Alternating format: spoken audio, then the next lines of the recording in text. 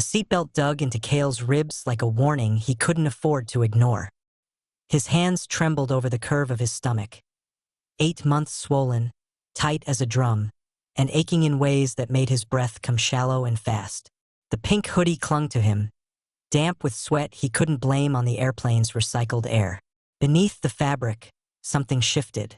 A flutter, then pressure. The kind that made his spine lock and his jaw clench until his teeth hurt. Seat 1C, first class. The leather smelled like money he didn't have, and the legroom felt like a luxury he'd stolen. Because he had. Forged ID. A favor he'd never repay. A ticket that cost him everything but his life. For now, the overhead lights buzzed. A flight attendant moved past him, heels clicking against the narrow aisle, her smile tight and professional. She didn't look at him. No one did. That was the point.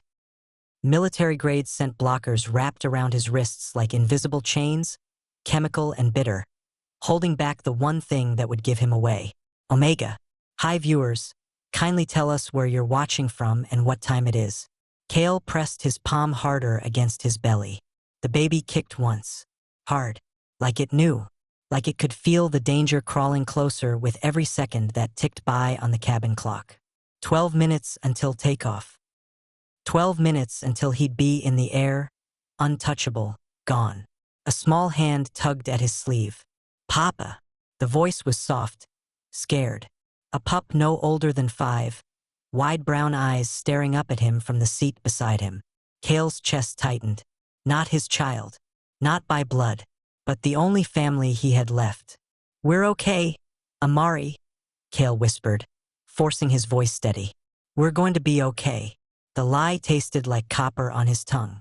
Then the cabin door hissed open. Cold air rushed in. Not from outside. From him.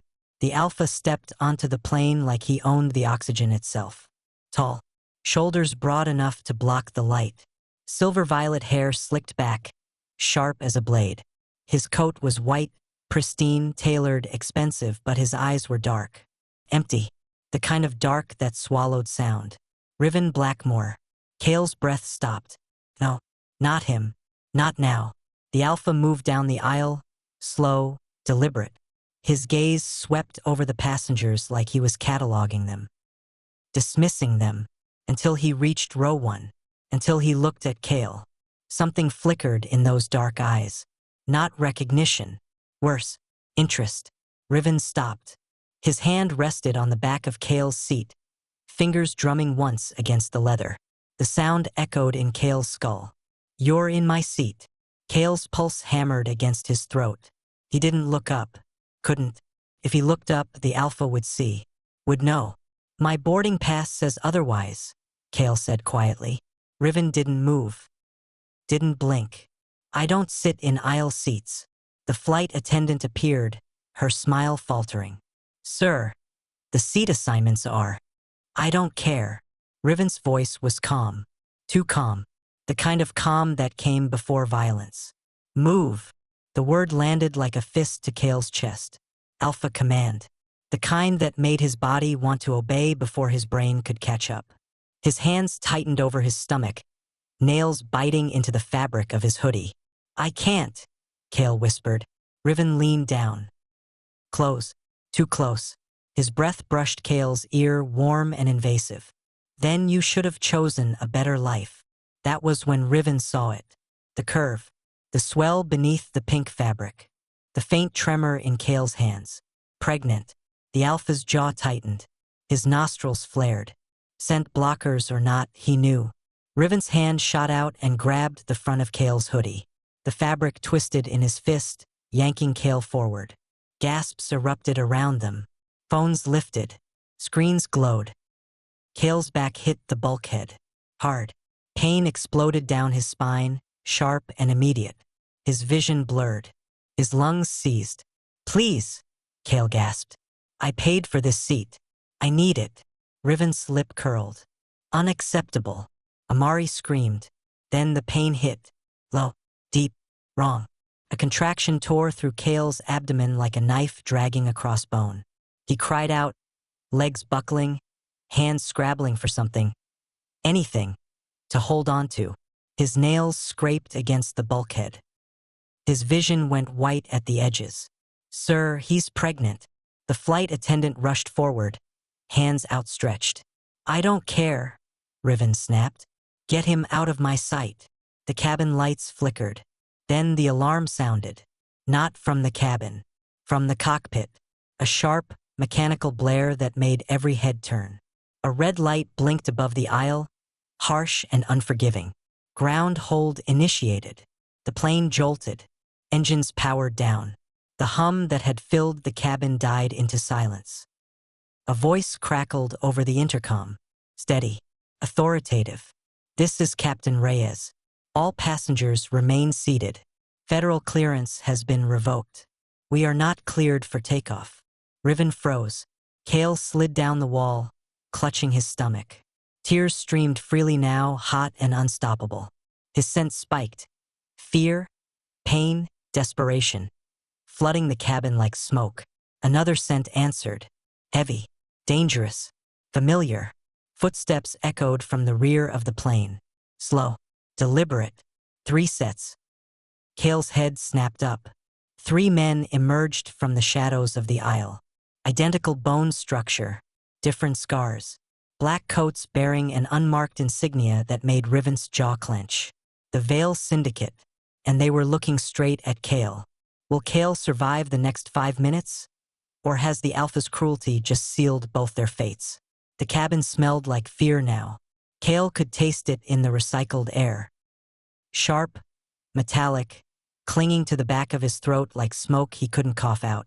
His back pressed against the cold bulkhead, legs trembling beneath him, hands locked over his stomach as another wave of pain rolled through. Not a contraction this time, just the echo of one.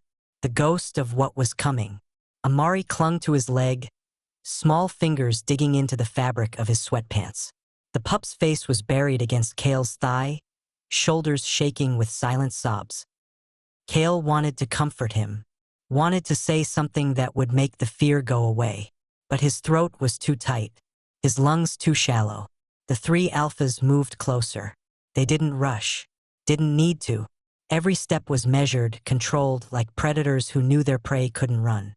The tallest one led the way, his coat unbuttoned, revealing a black shirt stretched tight over a frame built for violence. His eyes were ice, pale gray, unblinking, locked on Riven. Riven didn't move, didn't flinch, but Cale saw it.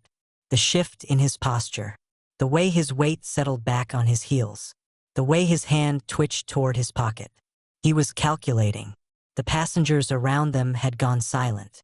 Phones were still lifted, recording, but no one spoke. No one moved. The flight attendant stood frozen near the galley, her hands trembling against the metal counter.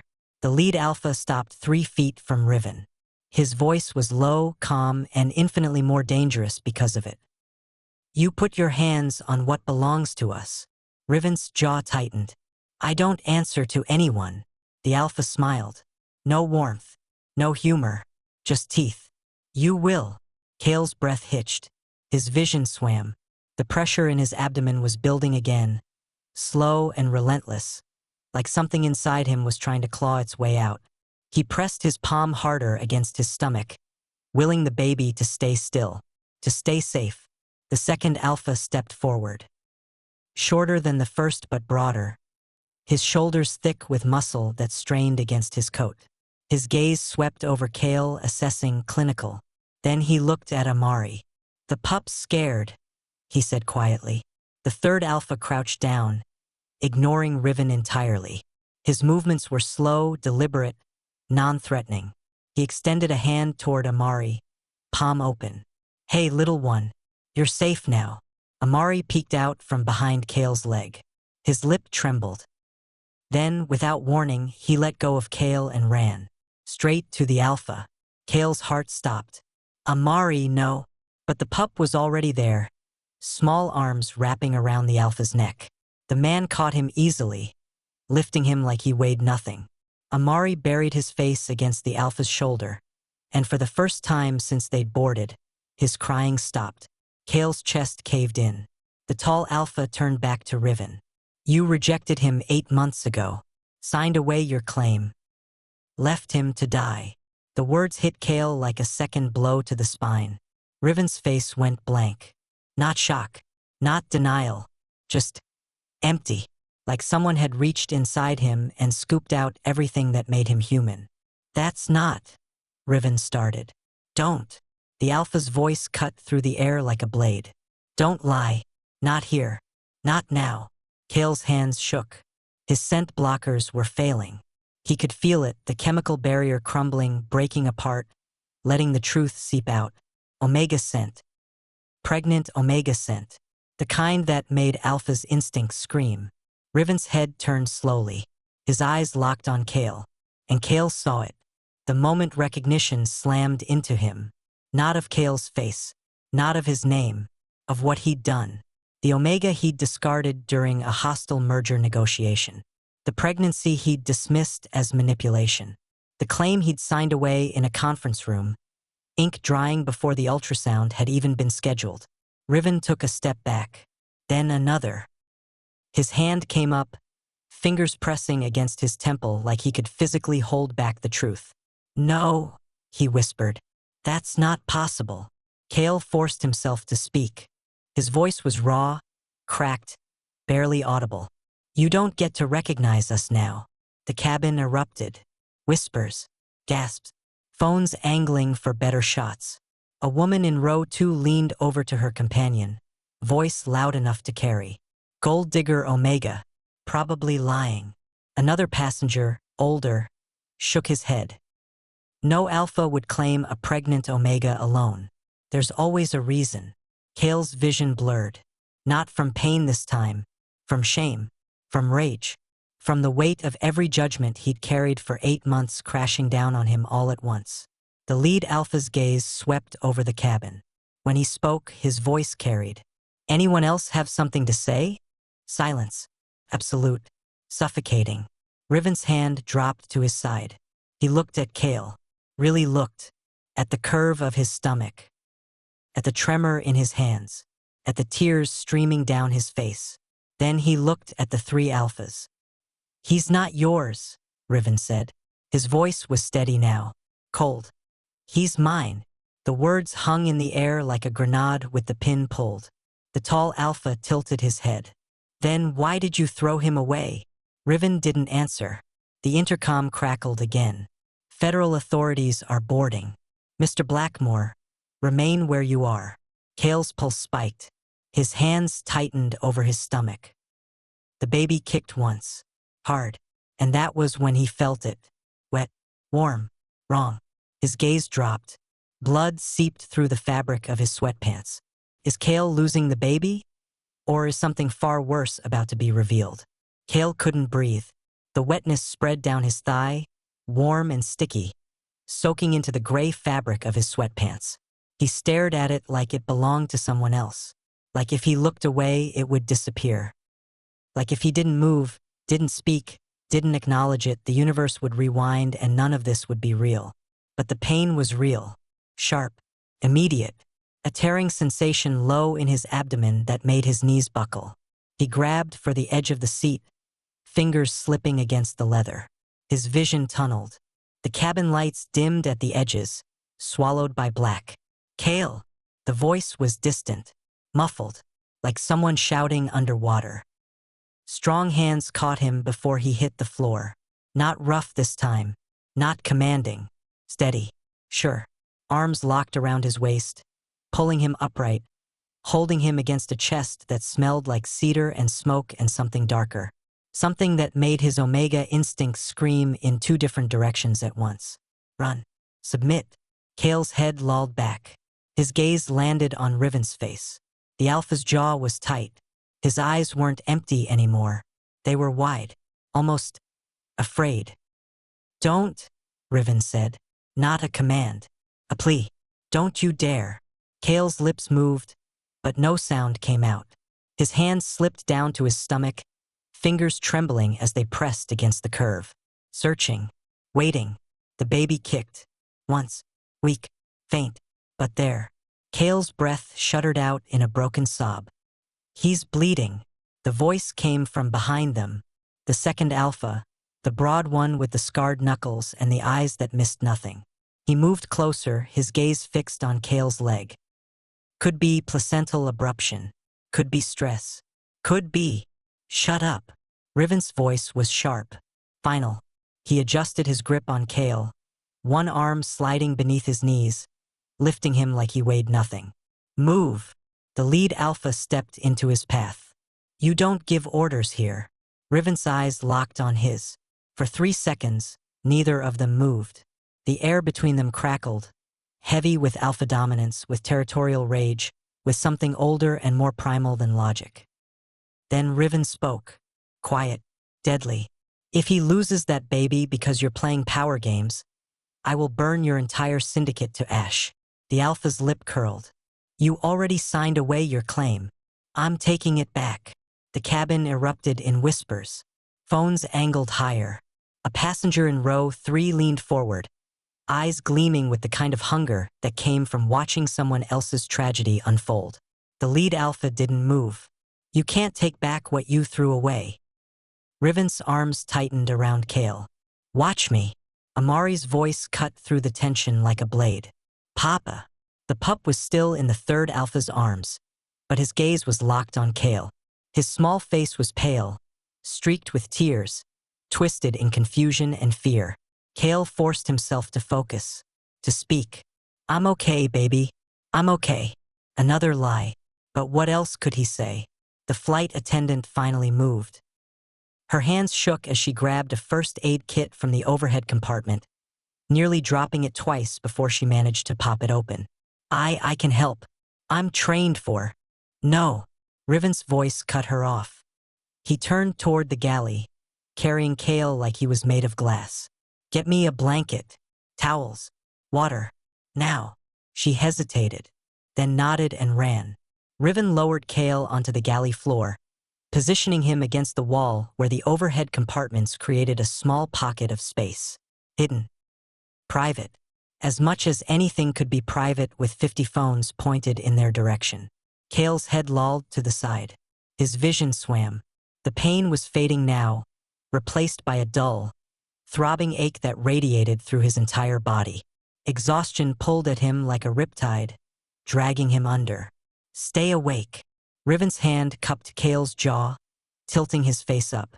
His thumb brushed across Kale's cheekbone, wiping away a tear Kale hadn't realized had fallen. Look at me. Stay awake. Kale's gaze focused slowly.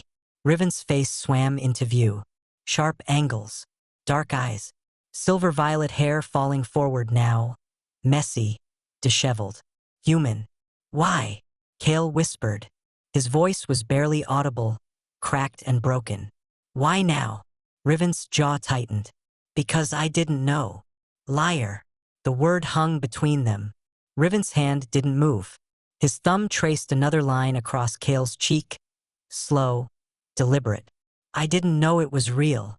Kale's breath hitched. You saw the ultrasound. I saw numbers on a screen. Riven's voice dropped lower, rougher. I didn't see this. His free hand moved down, hovering over Kale's stomach. Not touching. Not yet. Just there. Close enough that Kale could feel the heat of his palm through the fabric. The baby kicked again. Riven froze. His eyes widened. His breath stopped. For one perfect, terrible moment, the mask cracked completely, and Kale saw it. The truth beneath the cold, beneath the violence, beneath the control. Regret. The flight attendant returned with an armful of supplies. Blankets, towels, bottled water. She knelt beside them, hands still shaking. Should I call for a doctor? Is there a doctor on board? Already here. A new voice. Female. Confident. A woman in her 50s pushed through the crowd, medical bag in hand. She knelt beside Kale without asking permission, her gaze sharp and assessing. I'm Dr. Tiana Cole, OBGYN. Let me see. Riven didn't move. His hand stayed on Kale's jaw. Sir, Dr. Cole said firmly. I need space. For a moment, Kale thought Riven would refuse. Thought he'd snarl and snap and demand control like every other alpha who'd ever crossed his path. Instead, Riven leaned down. Close. His lips brushed Kale's ear, voice so quiet only Kale could hear. I won't let anything happen to you. Then he let go. Dr. Cole's hands moved quickly, efficiently, checking Kale's pulse, his breathing, the bleeding. Her expression stayed neutral, but Kale saw the tightness around her eyes, the way her jaw clenched. How far along? She asked. 32 weeks, Kale whispered. Singleton. Yes. Any complications during pregnancy? Kale hesitated. No medical care. No prenatal visits. Dr. Cole's gaze snapped up to his. Sharp. Hard. Then she looked at Riven. You're the father?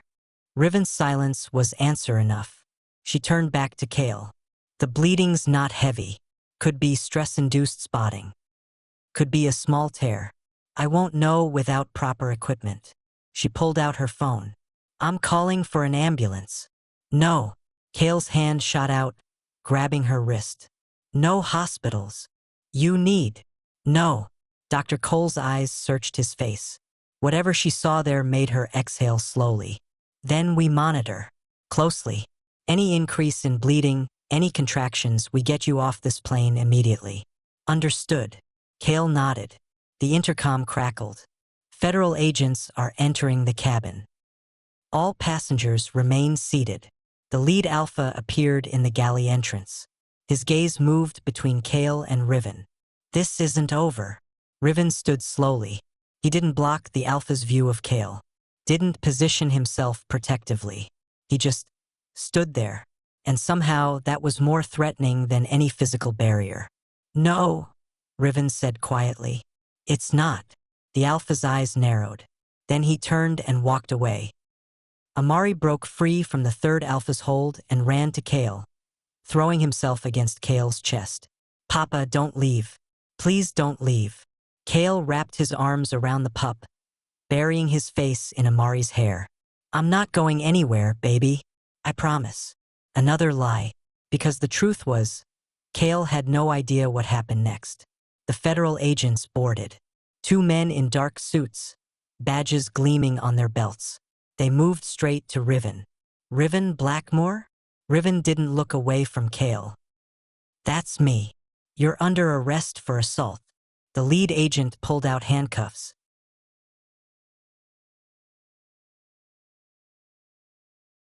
And Kale's world tilted sideways. Will Riven's arrest destroy their only chance at survival? Or is this exactly what someone wanted? The handcuffs clicked shut. The sound echoed through the cabin like a gunshot. Metallic. Final. Irreversible. Riven's wrists locked together in front of him, silver gleaming against the white cuffs of his coat. He didn't resist. Didn't protest. Just stood there, spine straight, jaw tight, eyes locked on Kale like nothing else in the world existed. Kale's chest seized. His fingers tightened around Amari, pulling the pup closer until the child squirmed. Wait! The second agent stepped forward, hand resting on his belt near his weapon.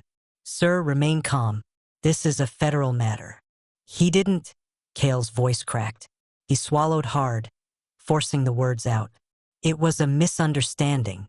The lead agent's gaze shifted to him, cold, assessing.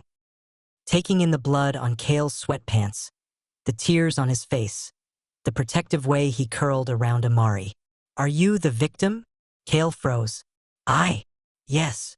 The voice came from behind them, the flight attendant still clutching the first aid kit like a lifeline. Her face was pale, but her voice was steady.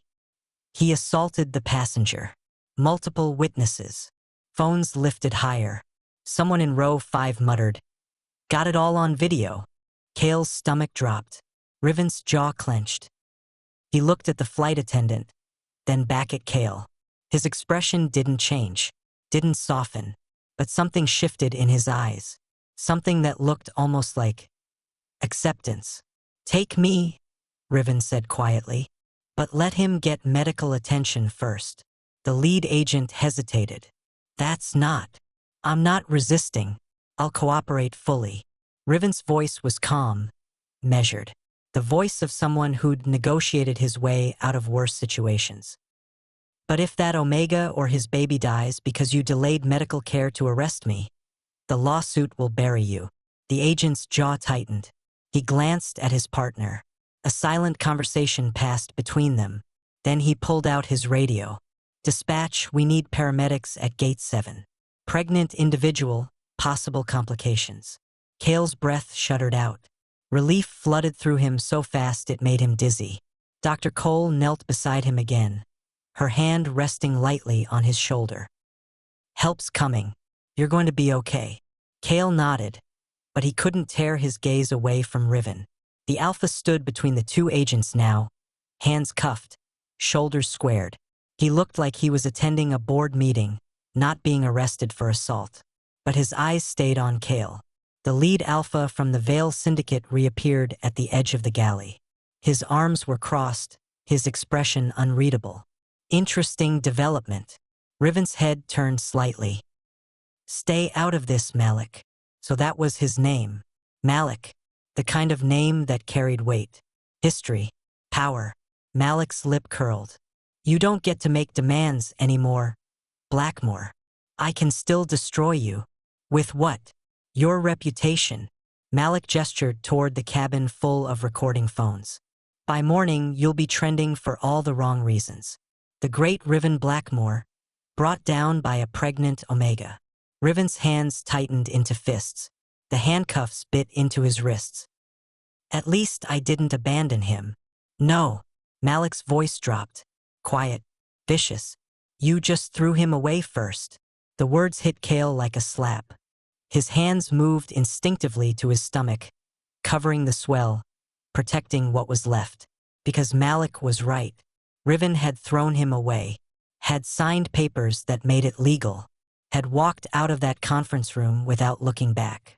And now he wanted to claim what he'd rejected? Cale. Riven's voice cut through the haze. Soft. Urgent. Look at me. Cale forced his gaze up, met those dark eyes, saw something there he didn't recognize. Something raw and bleeding and utterly unfamiliar. Desperation. I will fix this, Riven said. I swear. I will. Don't. Cale's voice was barely a whisper. Don't make promises you can't keep. The agents pulled Riven back, guiding him toward the cabin door. Passengers craned their necks to watch. Phones followed his every step. Someone in business class stood up to get a better angle. Amari squirmed in Cale's arms. Where are they taking him? Away, Cale whispered. Is he bad? Cale's throat closed. How did he answer that? How did he explain to a 5-year-old that the world wasn't divided into good and bad, that sometimes people did terrible things for complicated reasons, that sometimes the person who hurt you was the same person who saved you? I don't know, baby, Cale said finally. I don't know. The paramedics arrived before Riven reached the door. 2 of them moving quickly, efficiently, rolling a stretcher between the seats. One of them knelt beside Cale, shining a penlight in his eyes. Sir, can you tell me your name? Cale. Cale Rowan. How far along are you? 32 weeks. Any pain right now? Cale hesitated. The sharp, tearing pain had faded, but the ache remained. Deep, persistent. Wrong. Some. We're going to get you to the hospital. Check you and the baby out. Okay? Cale nodded. He let them help him onto the stretcher, let them strap him down, let them lift him up. Amari clung to his hand, walking beside the stretcher as they moved toward the cabin door. Cale's gaze found Riven one last time. The Alpha stood near the exit, hands still cuffed, agents flanking him. But his eyes were locked on Cale, tracking his every movement, memorizing him. Their gazes held for 3 seconds. Then Riven's lips moved. No sound, just 2 words shaped by breath and desperation. I'm sorry. The stretcher passed through the cabin door. The jet bridge stretched ahead, fluorescent lights humming overhead. Cale's hand tightened around Amari's, and behind them he heard it. Riven's voice, loud, clear, carrying over the whispers and the clicking of phones. He's mine. Tell the world. He's mine. The declaration echoed through the cabin. Gasps, murmurs, furious typing on phone screens. Malik's cold laugh. Too late, Blackmore. You're 8 months too late. The agents pulled Riven back. The cabin door closed. The jet bridge swallowed Kale and Amari whole. And as the stretcher rolled toward the terminal, Kale pressed his palm against his stomach. Felt the baby shift. Kick. Survive. One thought burned through his mind, relentless and unforgiving. Riven claimed him in front of 50 witnesses. But claiming and keeping were two very different things. Has Riven's public claim just saved Kale, or signed his death warrant? The hospital smelled like bleach and fear. Kale lay on his back in the exam room, staring at the fluorescent lights overhead. They flickered, 1, 2, 3 times, like they were trying to decide whether to stay on or plunge him into darkness. His hands rested on his stomach, fingers tracing the curve where the baby had finally settled. No more kicks, no more movement, just stillness that scared him more than the bleeding had. Amari sat in the corner, knees pulled to his chest, stuffed wolf clutched in both arms. His eyes were red-rimmed, swollen from crying. But he'd stopped making sound an hour ago, just watched, silent, like he was waiting for the world to collapse. Kale wanted to tell him it wouldn't, wanted to promise him safety, stability, a future where they didn't have to run anymore. But Kale had learned a long time ago that wanting something didn't make it real. The door opened. Dr. Cole stepped inside, tablet in hand. Her expression was carefully neutral, the kind of neutral that meant bad news dressed up as professionalism. Kale's breath caught. Is the baby stable? Dr. Cole moved to the bedside, pulling up the ultrasound images on her tablet. Heartbeats strong. No signs of placental abruption. The bleeding was stress-induced, likely from the physical altercation. She paused. You were very lucky. Kale exhaled slowly. Lucky, right? Because being assaulted on a plane and almost losing his baby definitely qualified as luck. Can I leave? Kale asked. Dr. Cole's gaze sharpened. Medically? Yes. Should you? That's a different question. She set the tablet down. Kale, you have no prenatal records, no medical history, no support system, and you're 32 weeks pregnant. That's high risk even under ideal circumstances. I'll be fine. Will you? Dr. Cole crossed her arms. Because from where I'm standing, you're one bad day away from premature labor. And if that happens outside a hospital, you and your baby could die. The words landed like stones in Kale's chest. Amari whimpered in the corner. Dr. Cole's expression softened slightly. I'm not trying to scare you. I'm trying to keep you alive. She glanced at Amari, then back at Kale. You have people who care about you. Use them. Kale's jaw tightened. I don't have anyone. What about the father? The question hung in the air like smoke. Kale looked away. He signed away his rights 8 months ago. And now he's claiming you on national television. Kale's head snapped back. What? Dr. Cole pulled out her phone, tapped the screen, and turned it toward him. The video was already trending. 50,000 views. 100,000. Climbing. The footage showed Riven, handcuffed, standing in the cabin doorway. His voice was clear, steady, undeniable. He's mine. Tell the world. He's mine. The comments section below was a war zone. Alpha CEO caught assaulting pregnant Omega, then claims him? This is so toxic. Someone call the authorities.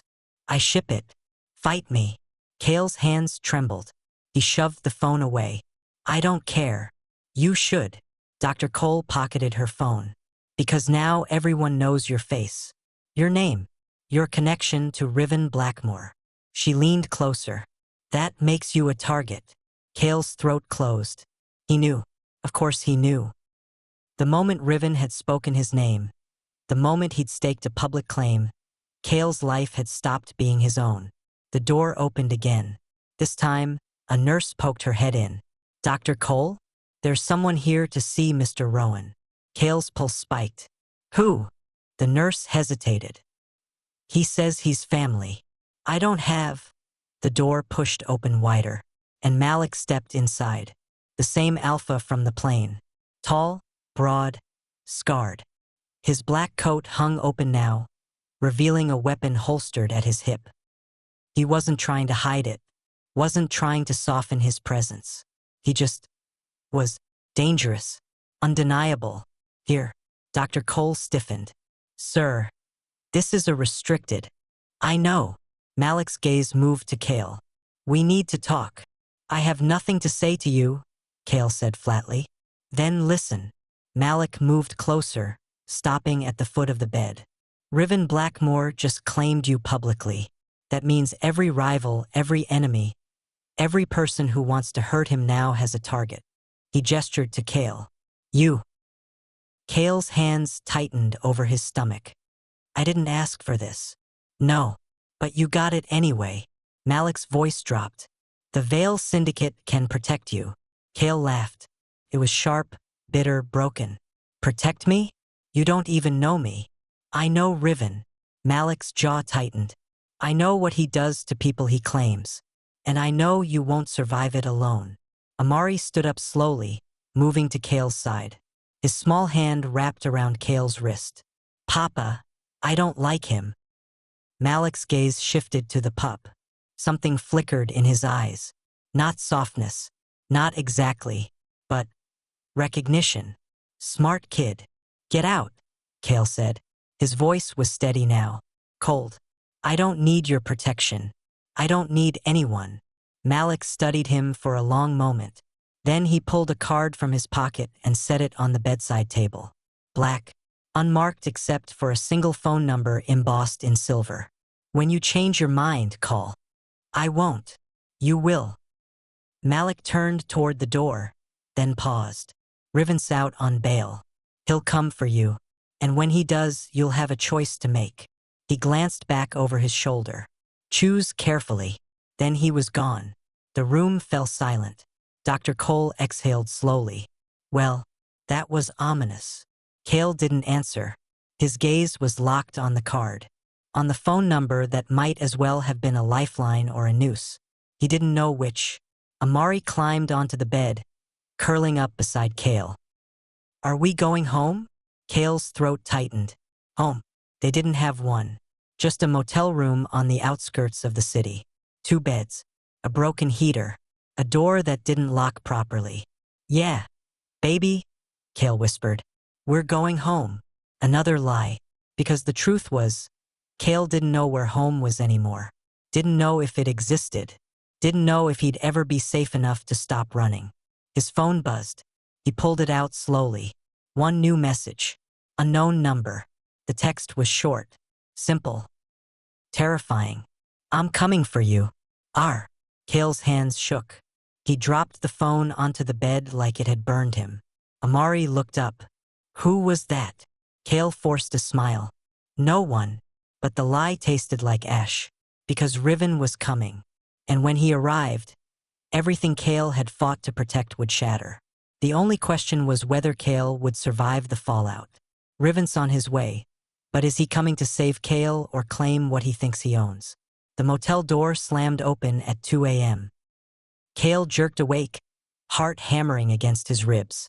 His hand shot out instinctively, grabbing Amari and pulling the sleeping pup behind him. The room was dark except for the flickering neon sign outside. Vacancy, vacancy, vacancy. Casting red shadows across the stained carpet. A figure filled the doorway.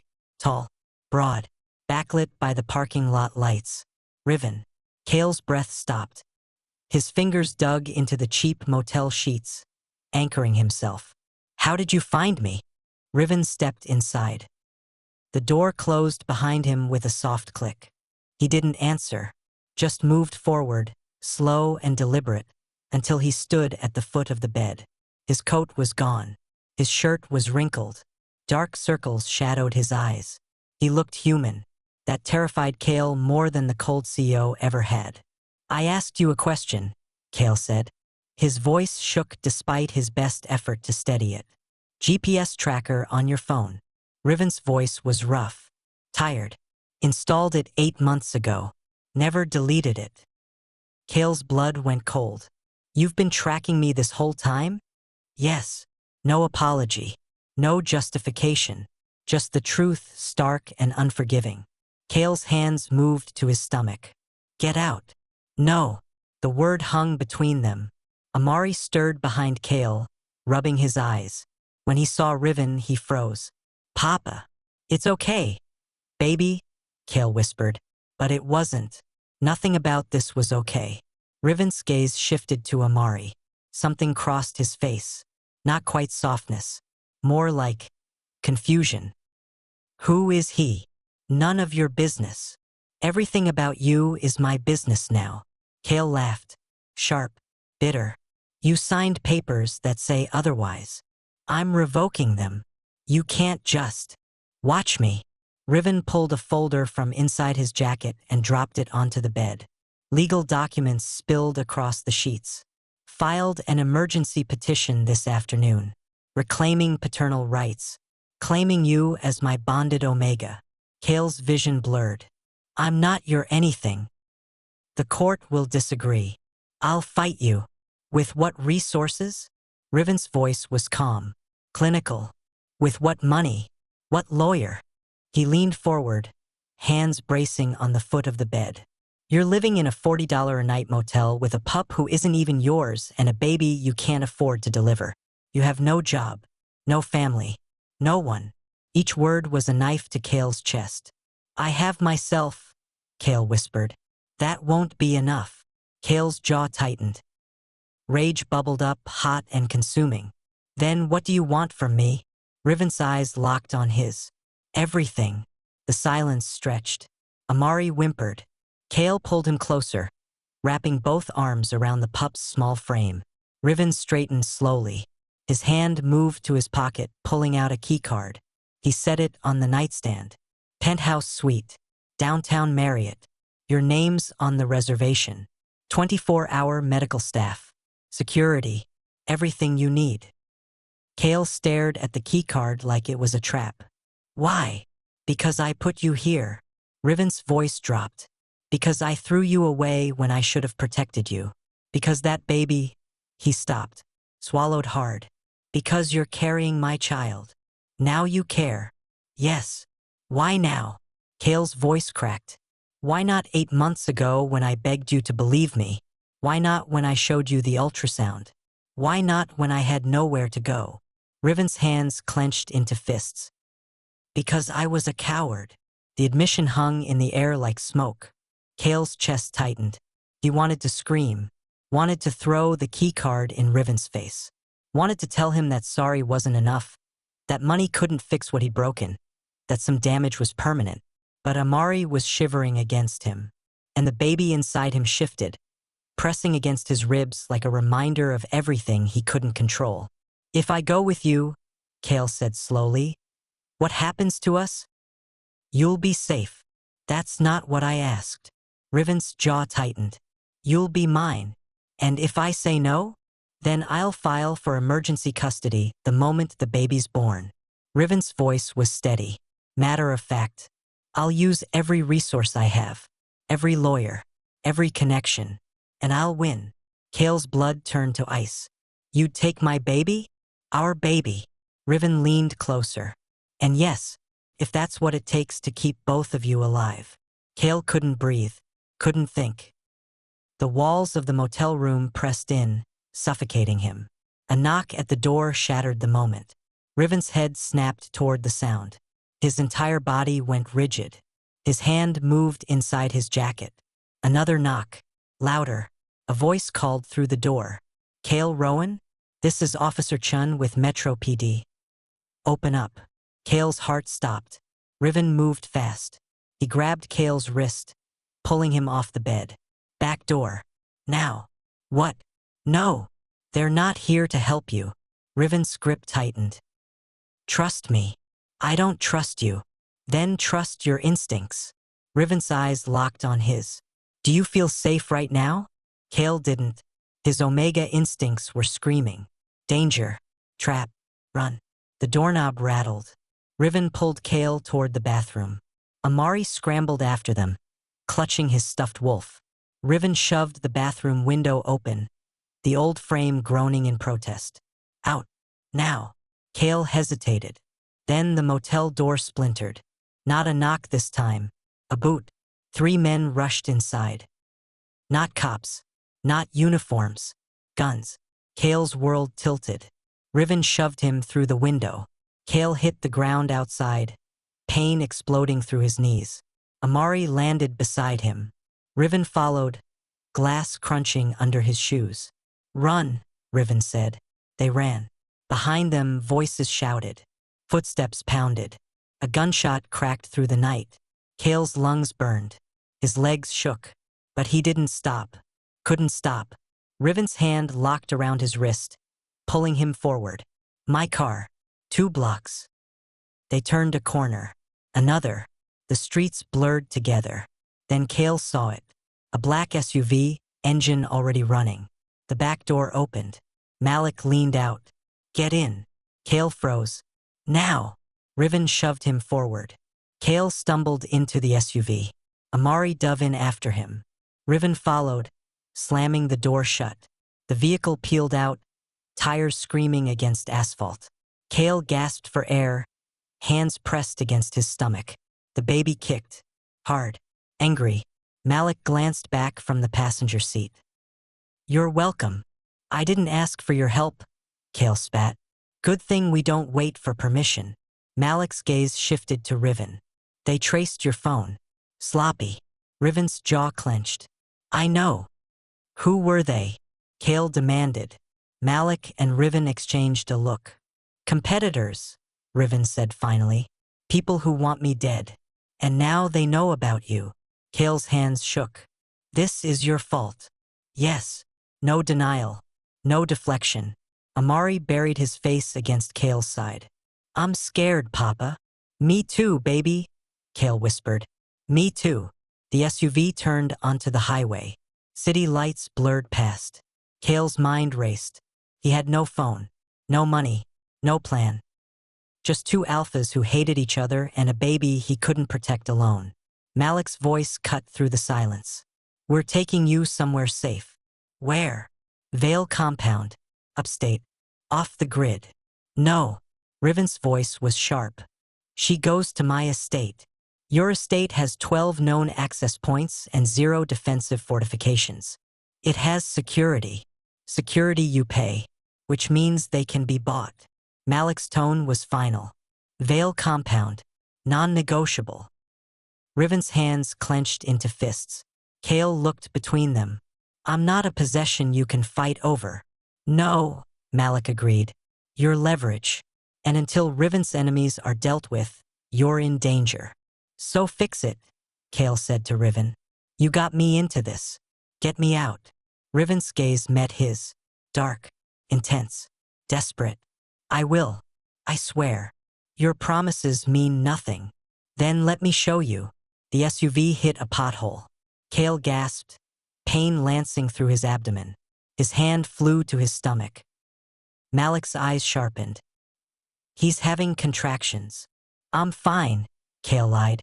"Hospital." "Now," Riven said. "No hospitals," Malik countered. "Too exposed. Vale Compound has a medical wing. He needs to not die in a shootout because you prioritized comfort over safety." Malik's voice was cold. "Vale Compound. 30 minutes. He can survive 30 minutes." Riven's jaw worked. Then he turned to Kale. His hand reached out, hovering near Kale's face. "May I?" Kale stared at him. At the hand that had grabbed him, hurt him, claimed him. He should say no, should pull away. Instead, he nodded. Riven's palm cupped Kale's jaw. Gentle, careful. His thumb brushed across Kale's cheekbone. "Breathe. Just breathe." Kale did. Slow, steady. The pain ebbed. And for one impossible moment, he let himself believe that maybe Riven could keep his promises. The SUV sped into the night, and behind them headlights appeared. Following. Are they racing toward safety? Or driving straight into a trap set by Riven's enemies? Blood dripped onto Kale's hand. He stared at it. Red. Warm. Wrong. His nose was bleeding. Just a trickle, but enough to make his vision swim. Enough to make the panic claw its way up his throat. "Kale?" Riven's voice cut through the haze. Look at me. Kale couldn't. His gaze was locked on the blood smearing across his palm. Another symptom. Another sign that his body was failing him. The SUV swerved hard. Amari yelped, clutching Kale's arm. Malik cursed from the front seat. They're gaining. How many? Riven asked. 3 vehicles. Maybe 4. Kale's head snapped up. Through the rear window he could see them. Black cars. Tinted windows. No license plates. Professional. They're not trying to run us off the road, Malik said. His voice was too calm. Too clinical. They're hurting us. Where? Away from the compound. Away from the city. Malik's hands tightened on the wheel. They want us isolated. Riven pulled out his phone. Dialed. Waited. It's me. I need extraction. Route 17, heading north. Hostile pursuit. A pause. I don't care what it costs. Get me a helicopter. Now. He hung up. Kale's hands shook. This can't be happening. It is. Riven shifted closer. His arm came around Kale's shoulders. Not possessive. Just there. Solid. Real. And we're going to survive it. How do you know? Because I won't let them take you. The words should have sounded arrogant. Instead, they sounded like a vow. Another swerve. Kale's stomach lurched. The baby kicked hard, protesting the motion. Pain radiated through his lower back. Contraction. Riven asked quietly. Kale nodded. He couldn't speak. Couldn't breathe past the tightness in his chest. Riven's hand moved to Kale's stomach. Not grabbing. Not demanding. Just resting there. Palm flat. Warm. How far apart? 10 minutes. Maybe less. That's too close. I know. Malik's voice cut in. 5 minutes to the access road. If we can reach it before they cut us off, we've got a chance. And if we can't, then we fight. The words hung in the air. Heavy. Final. Amari whimpered. Papa, I don't like this. Kale forced a smile. It's okay, baby. We're going to be. Glass shattered. The rear window exploded inward. Kale screamed. Riven threw himself over Kale and Amari, shielding them with his body. Shards rained down, glittering in the headlights. They're shooting. Malik's voice was sharp. Hold on. The SUV accelerated. 90. 100. The engine roared. Trees blurred past on either side. Another gunshot. The side mirror shattered. Riven's weight pressed Kale into the seat. His breath was hot against Kale's neck. Don't move. Stay down. Amari. I've got him. I've got both of you. Kale's hands fisted in Riven's shirt. His heart hammered so hard he thought it might burst. The baby kicked again. And again. Like it could sense the danger. Malik took a sharp turn. The SUV's tires screamed. For one horrible second, Kale thought they were going to flip. Then the vehicle straightened. Access road. 30 seconds. Another gunshot. This one closer. The back windshield spiderwebbed. Riven's arms tightened around Kale. Almost there. Just hold on. Kale couldn't hold on. His grip was slipping. His body was failing. Blood still dripped from his nose, warm and sticky. His vision darkened at the edges. Kale? Riven's voice sharpened. Stay with me. I'm trying. Try harder. The SUV hit something. Pothole. A rock. Kale didn't know. Pain exploded through his abdomen. He cried out, body curling inward. Contraction. Strong. Unrelenting. He's in labor, Malik said flatly. I know. Riven's hand moved to Kale's face, cupping his jaw, forcing eye contact. Breathe. Count with me. In for 4. Hold for 4. Out for 4. Kale tried. Failed. Tried again. Good. Again. They breathed together. Riven's heartbeat pressed against Kale's chest. Steady. Rhythmic. An anchor in chaos. The contraction eased. Kale slumped against Riven, exhausted. Access road, Malik announced. The SUV turned sharply. The pavement gave way to gravel. Then dirt. Trees closed in on either side, branches scraping against metal. Behind them, the pursuing vehicles slowed, then stopped. Malik's eyes narrowed. They're not following. Why not? Riven asked. Because they don't need to. Malik pointed ahead. Roadblock. Kale forced his head up. Through the cracked windshield, he saw them. 5 vehicles. Armed men. Blocking the entire road. Trapped. Malik slammed on the brakes. The SUV skidded to a stop. Silence. Heavy. Suffocating. Riven's jaw clenched. Options. Fight or surrender. We don't surrender. Then we fight. Malik pulled a gun from under his seat. And we probably die. Kale's hands moved to his stomach. Protecting. Pointless. If bullets started flying, there was nowhere to hide. Amari's voice was small. Broken. Papa. Kale couldn't answer. Couldn't lie anymore. Couldn't promise safety he couldn't give. Riven's hand covered Kale's. Their fingers intertwined. I'm not letting them take you. You might not have a choice. There's always a choice. A voice boomed through a megaphone. Riven Blackmore. Step out of the vehicle. Hands visible. No one needs to get hurt. Malik's laugh was cold. They're lying. I know. Riven squeezed Kale's hand once. Then let go. But I'm done running. He reached for the door handle. No. Kale grabbed his arm. You can't. I can. Riven's eyes met his. Dark. Certain. And I will. Because you and that baby are walking away from this. Even if I don't. Tears streamed down Kale's face. That's not fair. Nothing about this is fair. Riven leaned forward. His forehead pressed against Kale's. Just for a second. Just long enough for Kale to memorize the warmth. But I'm making it right. Then he pulled away. The door opened. Cold air rushed in. Riven stepped out, hands raised. And the entire world exploded. Not gunfire. Helicopter blades. A spotlight stabbed down through the trees. Wind whipped through the clearing. Men shouted, scrambling, raising weapons. A voice boomed from above. This is federal airspace. Drop your weapons. This is your only warning. The armed men hesitated, looked at each other, then scattered. The helicopter descended. Touching down 50 feet away, the door opened. A figure jumped out. Dark suit, badge gleaming. Federal agent. But not just any agent. The woman strode forward, weapon drawn but lowered. Her gaze swept over Riven, then moved to the SUV. To Kale. She raised her badge. Special Agent Dominique Reeves. FBI. Mr. Rowan, you're under federal protection now. Kale's breath shuddered out. Relief. Confusion. Fear. Riven turned slowly. I called you 40 minutes ago, and I told you the price. Agent Reeves' expression was unreadable. Full cooperation. Complete disclosure. Everything you know about the Veil Syndicate and your operations.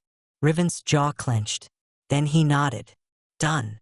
Malik's head snapped toward him. You're making a deal with the feds? To save him? Yes. You just sold out the entire East Coast. I know. Riven didn't look away from Kale. Worth it. Agent Reeves gestured toward the helicopter. Let's move. Now. Before they regroup. Malik helped Kale out of the SUV. His legs shook. Another contraction built, slow and inevitable. He gasped, doubling over.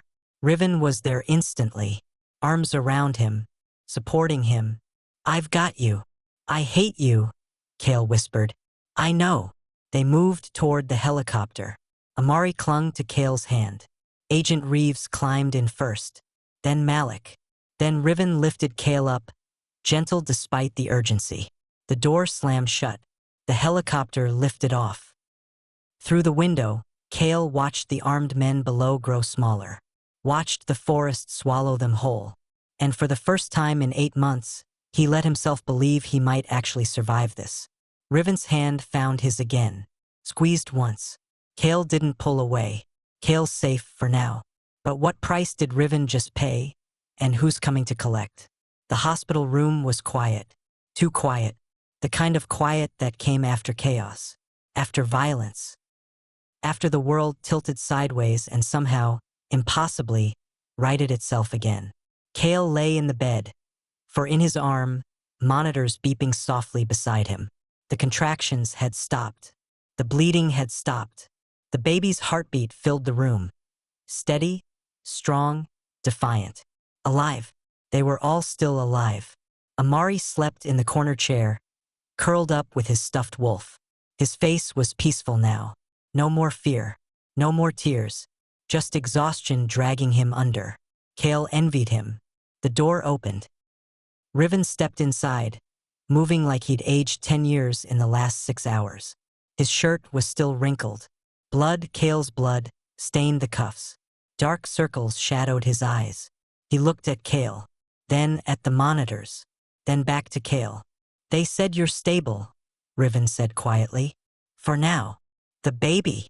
Fine." The word hung between them. Fine. Such a small word. Such an inadequate word for everything that had happened. Riven moved closer. He stopped at the bedside, hands shoved deep in his pockets, like he didn't trust himself to reach out. "I need to tell you something." Kale's jaw tightened. "If it's another apology." "It's not." Riven's voice was rough. "It's the truth. All of it." Kale waited. 8 months ago, I was in the middle of a hostile takeover. Vale Syndicate was pushing into my territory. I was bleeding resources, bleeding allies, bleeding everything. Riven's hands clenched. "And then you showed up. Pregnant. Claiming it was mine. It was yours. I know, but I didn't believe it. Couldn't believe it." Riven's gaze dropped. Because believing it meant admitting I'd been careless. That I'd let my guard down. That I'd created a weakness someone could exploit. "So you threw me away." "Yes." No hesitation. No softening. I signed the papers. I walked away.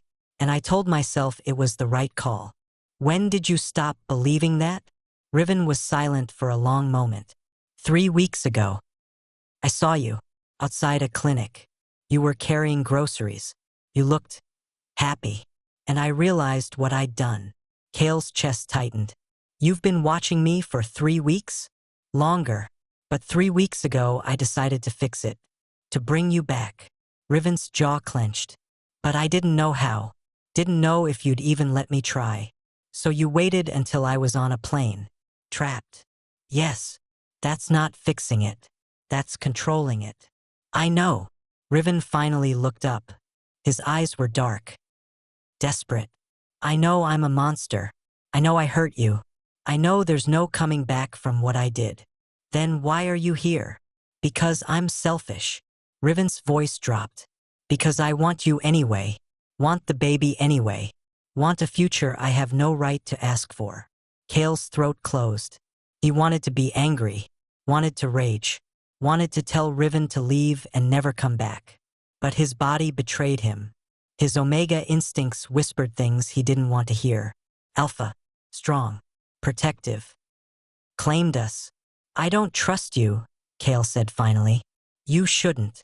And I don't forgive you. I don't deserve it. But I need you." The words tasted like surrender. "Because I can't do this alone." Riven's breath shuddered out. Relief. Guilt. Something darker. "Then don't." He pulled a small box from his pocket. Set it on the bedside table. Kale stared at it. "What is that?" "Legal documents. Revised custody agreement. Full parental rights for both of us. Financial support. Medical coverage. Everything you need." Riven paused. "And a prenuptial agreement." Kale's heart stopped. "What?" "Marry me." The words landed like stones. "You're insane," Kale whispered. "Probably." Riven leaned forward, hands bracing on the bed rail. "But it's the only way to protect you legally. As my spouse, you're untouchable. Every enemy I have knows that touching you means war. That's not a reason to get married."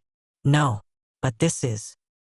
Riven's hand moved slowly, carefully, until it rested over Kale's on the bed. "I want to try to be what you need, to be what the baby needs. Even if I fail, even if I destroy it, I want to try." Kale's eyes burned. "You already destroyed it once." "I know. and I'll spend the rest of my life making up for it. If you let me. The monitors beeped. The baby kicked. Amari stirred in his sleep, and Kale stared at the box on the table. Marriage, security, protection, chains. I need time, Kale said. You have it. But Kale, Riven's grip tightened. Time won't change what I did. It won't erase the last 8 months. All it will do is prove whether I can keep my promises. Can you? I don't know. Riven's honesty was startling. But I'll die trying. The door opened. Agent Reeves stepped inside, tablet in hand. Her expression was carefully neutral. Mr. Rowan, Mr. Blackmore, we need to talk about what happens next. Riven straightened. He's under federal protection. For now. But protection isn't permanent. Eventually, he'll need to testify about what he knows. About the Veil Syndicate. About your operations. He doesn't know anything. He knows you. Agent Reeves' gaze sharpened. Which makes him valuable. To us. And to your enemies. Kale's blood went cold. I'm not testifying. You might not have a choice. Everyone has a choice, Riven said quietly. Agent Reeves smiled. No warmth. Then choose carefully. Because the next 6 months will determine whether you all survive this. She left. The silence returned. Kale looked at Riven, at the box on the table, at the future neither of them could predict. If I say yes, Kale said slowly, what happens to us? Riven's hand moved to Kale's jaw, cupping it, gentle, possessive. We build something new. Something that doesn't break. And if it does, then we break together. His thumb brushed across Kale's cheek.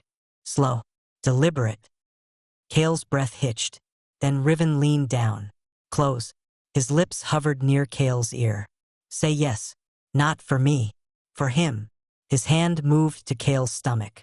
Give him a chance I never had. Kale's eyes closed. Tears slipped free.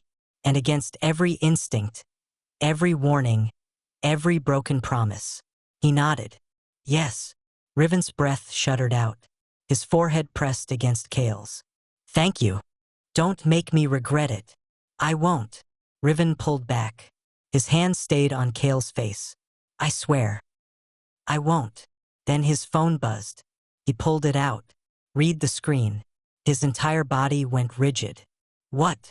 Kale asked. Riven's jaw clenched. Malik's been arrested. Federal raid on the Veil compound. 30 people in custody. Is that good? For us? Yes. For everyone else. Riven's eyes darkened. War just started. Kale said yes, but did Riven just trade one nightmare for another? The federal building smelled like bleach and stale coffee. Kale sat in the interrogation room, hands folded over his stomach. The baby had been quiet all morning. Too quiet.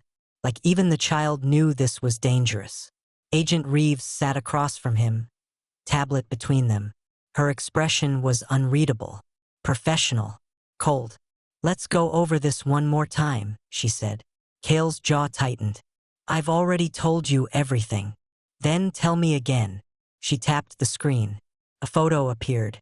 Malik, in handcuffs, being led out of the compound. How long have you known Malik Vale? I met him on the plane. That's it. And yet he showed up at your motel. Extracted you from a hostile situation. Protected you. Agent Reeves leaned forward. That doesn't sound like someone you just met.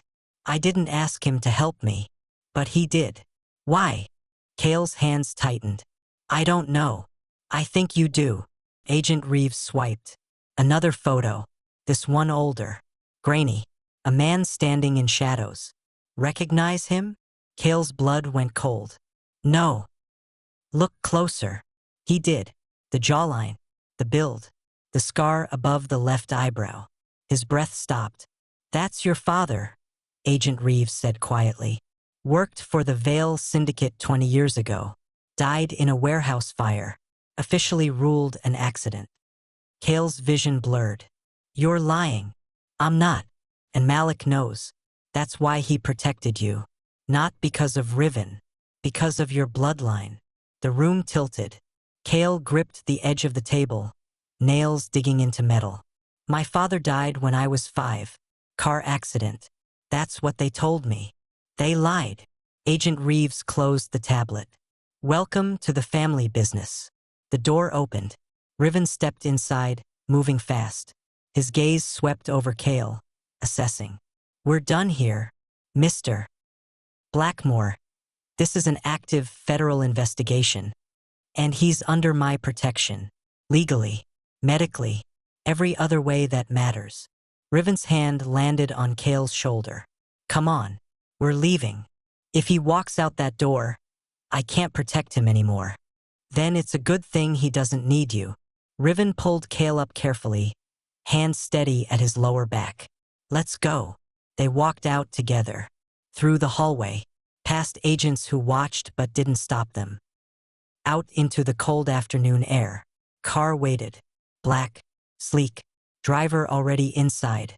Riven opened the back door. Kale hesitated. I can't do this, Kale whispered. Yes, you can. Everything's a lie. My father, Malik, you, all of it. Not me. Riven's hand cupped Kale's face. This is real. The baby. That's the only truth that matters. Kale wanted to believe him, wanted to trust that one thing in his life could be solid, unbreakable, but trust was a luxury he couldn't afford. The car door closed behind them. The vehicle pulled away from the curb. Kale stared out the window. Where are we going? My estate. Secured. Isolated. Safe. Nowhere's safe. Then we make it safe. Riven's hand found his. Squeezed. Together. The word echoed in Kale's chest. Together. They drove in silence. The city gave way to suburbs. Suburbs to countryside. Trees lined both sides of the road, bare branches reaching toward a gray sky. Kale's phone buzzed. He pulled it out. Unknown number. Again. The text was short. Brutal. Your father didn't die in an accident. Riven's father killed him. Ask him. M. Kale's hands went numb. The phone slipped from his grip, clattering to the floor. Riven bent to pick it up. Saw the screen. Froze. Their eyes met. Is it true? Kale's voice was barely a whisper. Riven's jaw worked. Kale. Is. True. Silence. Heavy. Damning. Yes. The word shattered everything. Kale lunged for the door handle. Riven grabbed him, pulling him back. Let me explain. Get off me. Kale, please. You killed my father. The words ripped out of him, raw and broken. And then you claimed me, bred me, like I was. It wasn't like that. Then what was it like? Tears streamed down Kale's face. Tell me how you justify any of this. Riven's hands shook. My father ordered the hit. Not me. I was 16. I didn't even know. But you knew when you met me. Riven's silence confirmed it. Kale's world collapsed. That's why you rejected me.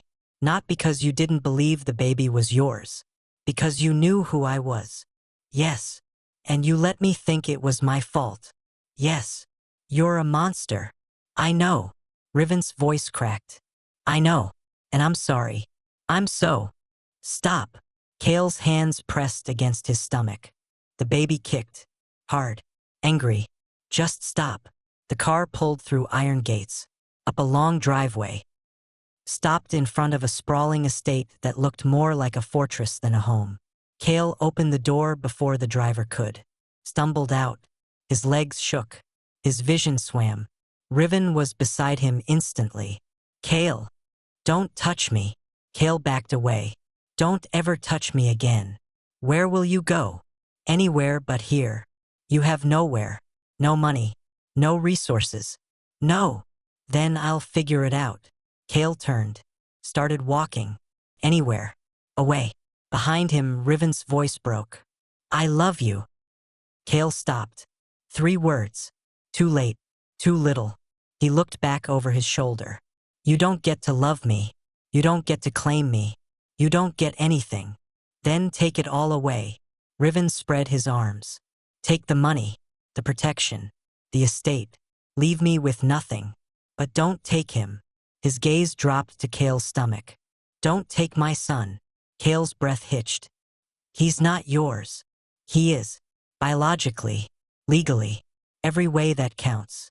Except the only one that matters. Kale's hand rested over his belly. He's mine. And I'm never letting you near him. He turned and walked away. This time, Riven didn't follow. And as Kale disappeared into the trees, one thought echoed through his mind. He'd survived Riven's cruelty.